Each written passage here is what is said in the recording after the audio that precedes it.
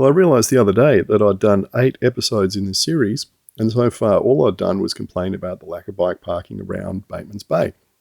And this was quite a change from what I did in Perth, where I went and had a look at cafes and had a look at both the food and the available bike parking. So the next couple of episodes, I'm going to try and remedy that by just showing you some of the places that I ride to regularly and what the bike parking's like. And we're going to start with the Wray Street Oyster Shed.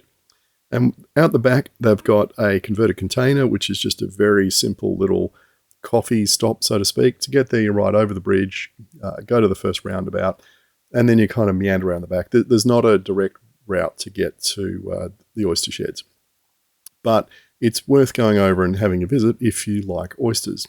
They don't really have much apart from oysters. They've got pies and some slices and things like that, but primarily it's an oyster shed. What else are you going to expect?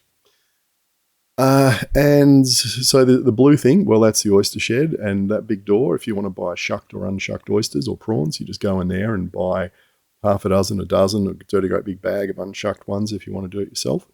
Or you can continue on a little bit further and go to the little cafe cart up the back and get yourself a coffee, a pie, some oysters. They'll do like oysters Kilpatrick and things like that there.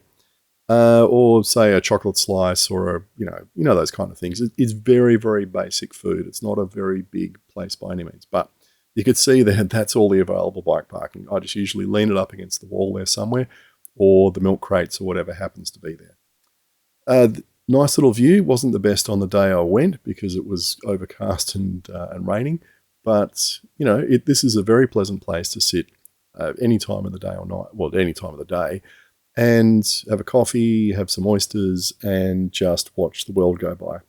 And as you can see, yeah, I have done this a few times. There's a couple of different places you can sit and watch the world go by. You can sit up here at this bar, or there's tables. If you go around the back of the cafe thing, there's usually lots of ducks and stuff like that. If the weather's really cold, they'll have a fire going in a pit. It's smoky. It's not the greatest, but it's all right. And yeah, you can have a coffee and a pie if you're not up to an oyster. So yeah, the Wray's Oyster Shed. No bike parking, good oysters, worth a visit certainly on a bike if you got good legs. But again, it's one of these places that could really do with a bike rack.